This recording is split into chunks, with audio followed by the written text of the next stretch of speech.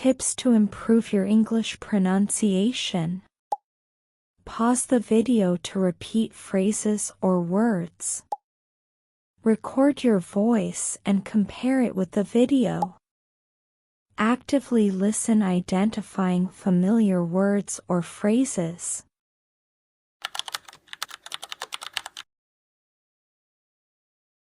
I started my trip alone very early in the morning, with my bag in the back seat and a map on the passenger seat.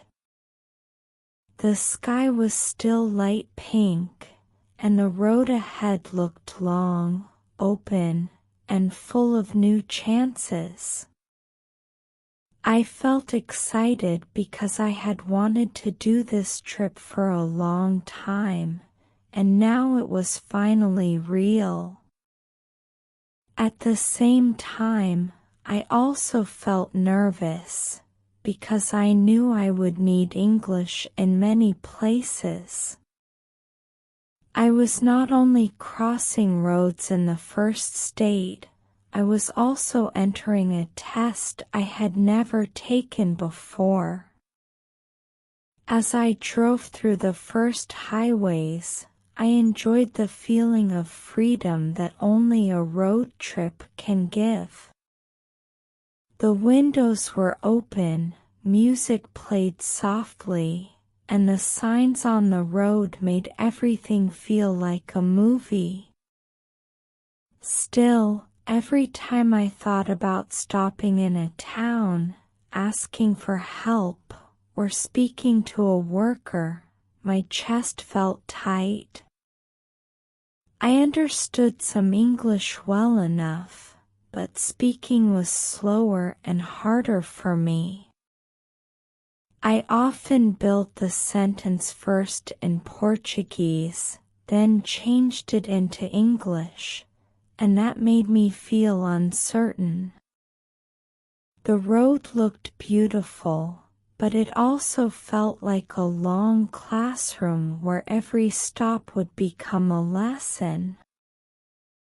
Around noon, I entered a small town and stopped near a gas station to buy water and check my route. As I walked inside, I practiced a simple question in my head again and again before reaching the counter. I wanted to ask if there was a good road ahead for the next city, but my mind kept changing the words and making them heavier. The cashier smiled at me and said something friendly, and I answered with a short "hi," while my brain worked too hard. I bought the water, but when I tried to ask my real question, I paused too long and had to start again. In that small moment, I understood clearly that to continue well, I would have to use real English, not only think about it. Back in the car, I reflected on that short conversation while the first state passed by outside my window. The open road gave me freedom, but it also gave me responsibility, because no one was there to speak for me. If I got lost, needed gas, wanted food, or had to find a place to sleep, I would have to ask and understand by myself. That idea felt both scary and powerful. I realized that English was not just something from books or lessons anymore. It was becoming part of my survival on the trip.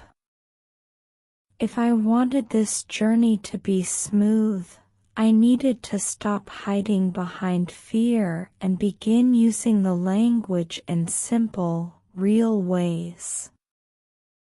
So, before leaving the first state, I made a decision while driving under a wide blue sky. I told myself that from now on I would stop at places, ask short questions, and accept mistakes as part of the journey. I did not need perfect grammar or a perfect accent. I needed courage, clear words, and the will to keep going. The road was still long, and many towns were waiting ahead, each one with a new challenge in English. But instead of feeling only afraid, I started to feel ready. That first state was not only the beginning of my trip, but also the beginning of a new voice growing inside me. By the time I entered the second state, the road looked different, and I felt different too, even if I was still nervous. The sky was bigger, the towns were farther apart, and I could feel the trip becoming more serious. My car needed gas, and I also wanted to check the next part of my route before the road became empty again. I stopped at a gas station near a highway exit and took a deep breath before getting out. I already knew that this stop would be another English lesson, whether I liked it or not. At the pump, I read the instructions slowly and tried to stay calm while I used simple words in my head. Then I went inside to pay and asked the worker, "Can I pay here?"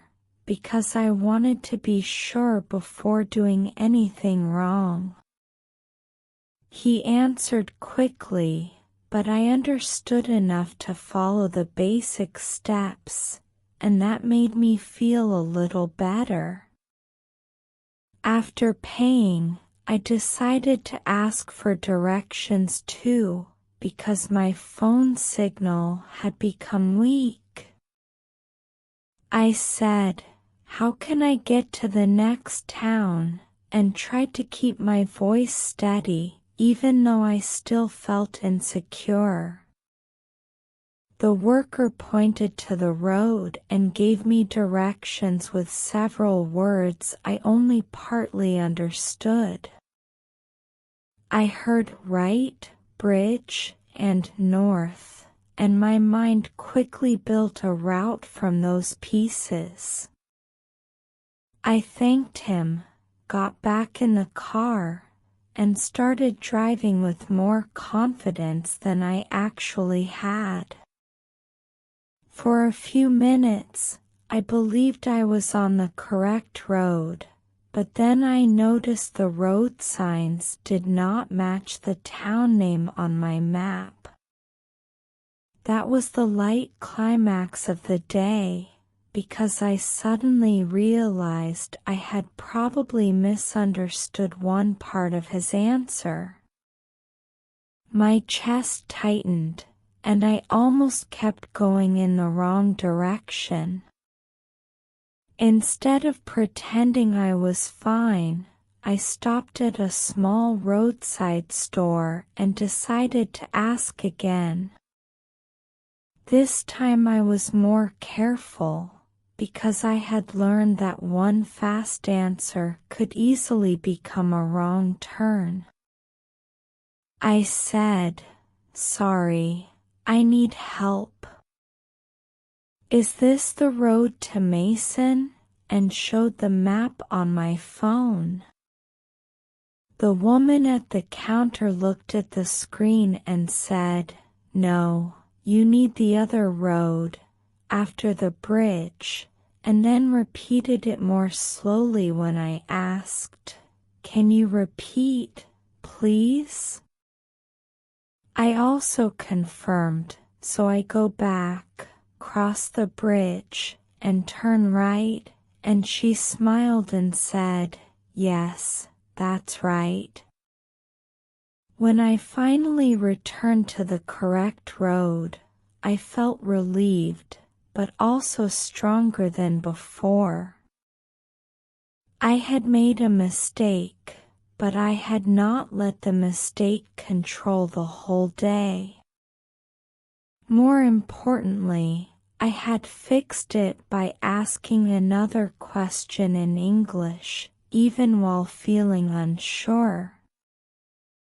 That gave me real confidence, because it showed me that short phrases, clear questions, and one extra confirmation could save me from a big problem.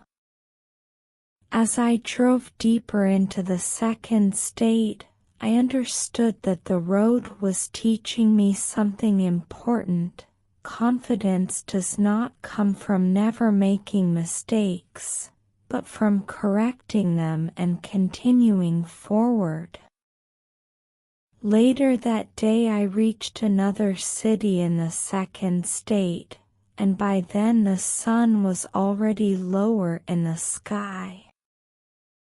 I was tired from driving, my neck felt stiff, and I knew I needed to find a place to sleep before it got too late. I started looking for road signs while I drove slowly through the main streets, reading words like exit, downtown, and lodging. Some signs were easy to understand, but others made me slow down because I needed to think for a moment. I could feel that every sign and every turn were asking me to use English more actively than before.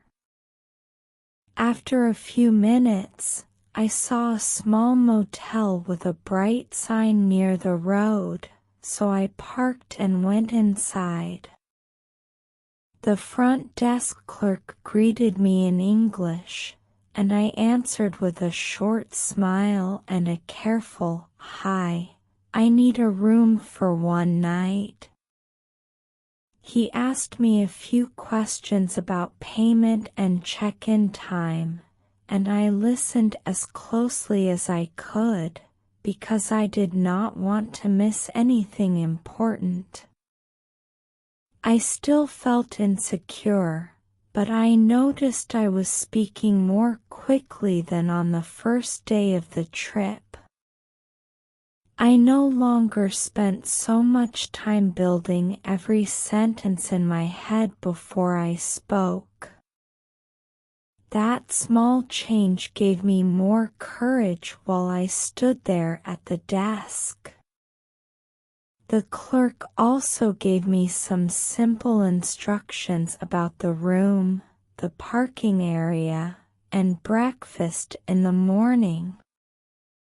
He said things like, "Your room is upstairs, breakfast starts at 7, and the parking lot is behind the building," and I repeated the key parts in my mind so I would not forget.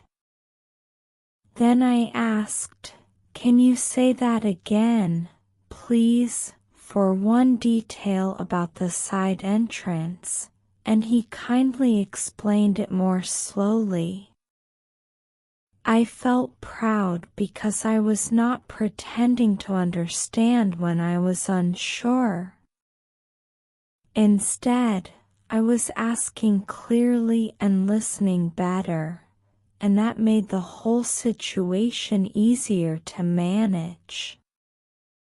That evening became the first real climax of the trip, not because something dramatic happened, but because I felt a clear change inside me. As I carried my bag to the room, I began repeating useful phrases in a low voice. "I need a room. Where is the parking lot? What time is breakfast? And can you repeat that, please?" The more I repeated them, the more natural they sounded in my mouth. I paid attention to the sounds and tried to say them smoothly, and I could hear my pronunciation improving little by little.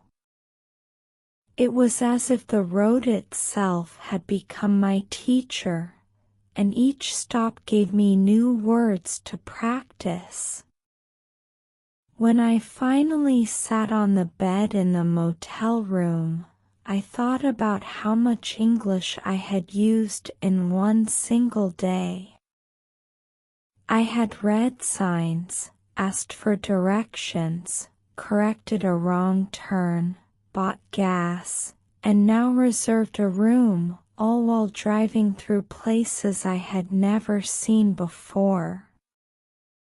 Every stop forced me to speak a little more and listen a little better, and those small moments were changing me.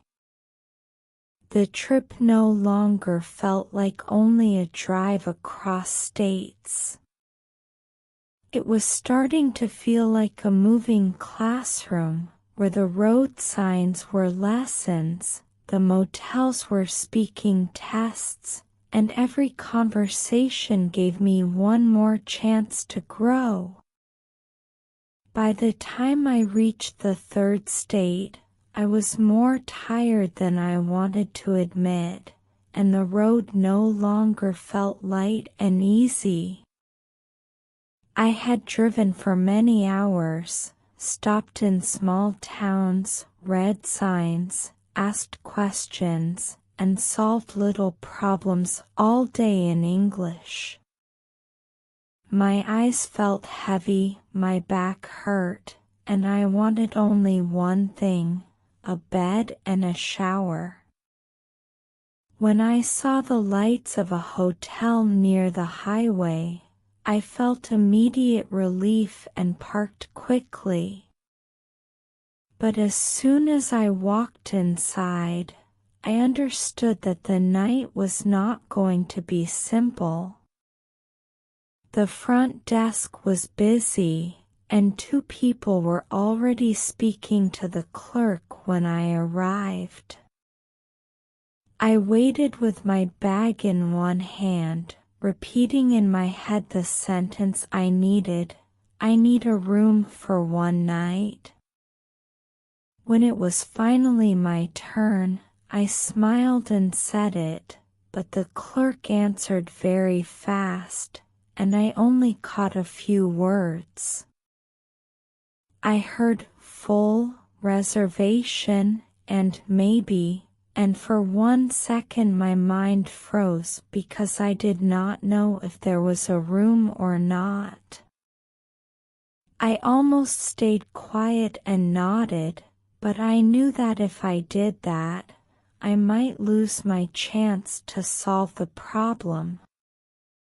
So I forced myself to breathe slowly and speak again, even though I felt very tired. I said, "Sorry, can you repeat, please?" And the clerk looked at me and slowed down a little. He explained that the hotel was full, but there might be one cancellation if I could wait a few minutes. Then he asked another question, and I still did not understand all of it, but this time I did not panic. I said, "I am very tired, and I need a room tonight. Is there another hotel near here?"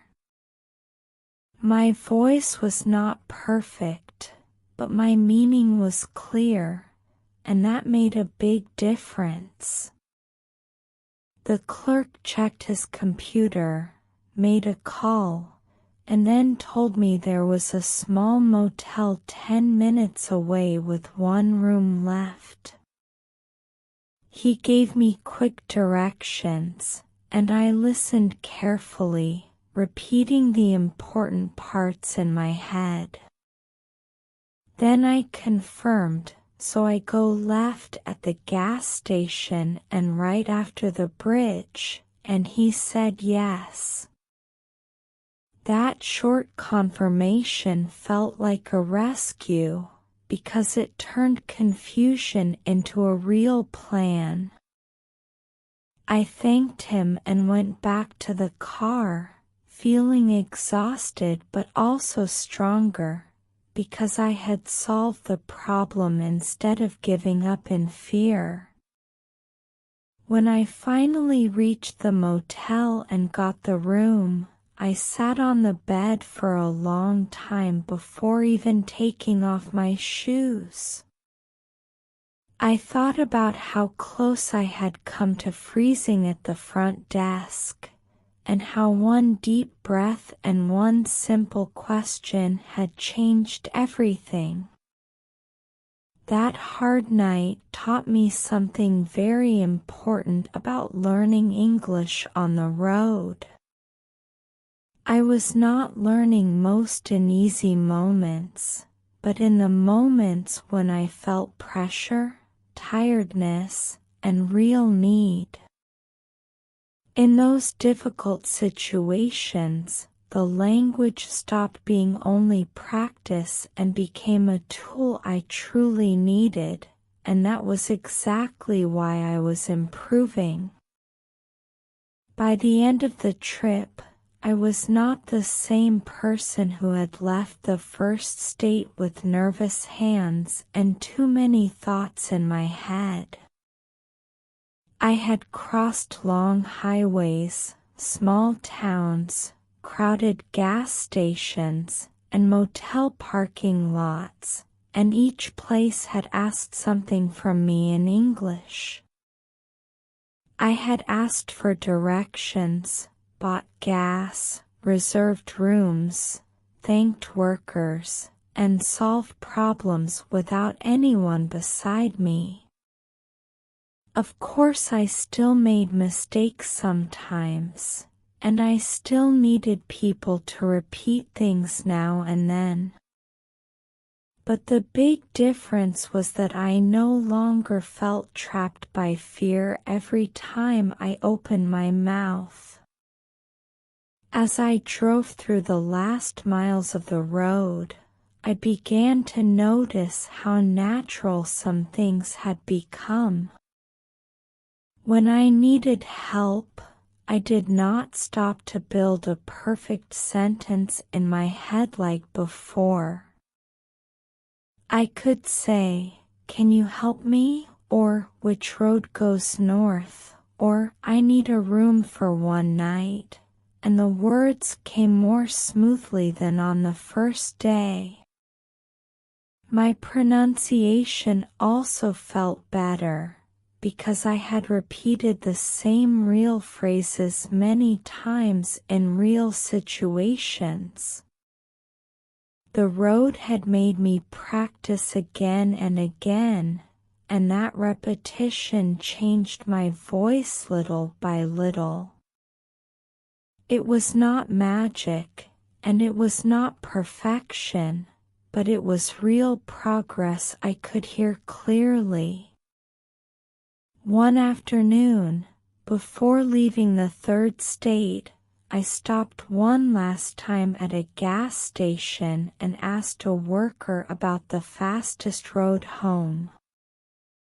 He answered in a natural way, and I understood him without feeling that old panic rising inside me. I even asked one extra question to confirm the exit number, and then I thanked him with a smile that felt calm and true. After I got back into the car, I sat for a moment with both hands on the steering wheel and realized how far I had come. I had crossed 3 states with my car, but I had also crossed the distance between fear and action. The road had not only taken me from one place to another, it had changed the way I used my English. That was the final climax of the trip, not a dramatic accident or a huge event, but a deep and clear understanding. I finally saw that my biggest road had never been only the map in front of me. The hardest distance was the one between wanting to speak and actually speaking. In the beginning, I was afraid of mistakes, accents, pauses, and awkward moments with strangers. Now I knew that mistakes were not walls, they were steps. Every wrong turn, every repeated question, and every nervous conversation had become part of my learning, and together they built a new voice inside me. When I reached home, I turned off the engine and stayed in the car for a moment, listening to the quiet around me and smiling to myself. I understood that the road had become my true classroom, because it had taught me with real needs, real people, and real pressure. No book alone could have given me that same feeling of growth. I had learned that language becomes stronger when it is used to live, ask, solve, and continue moving forward.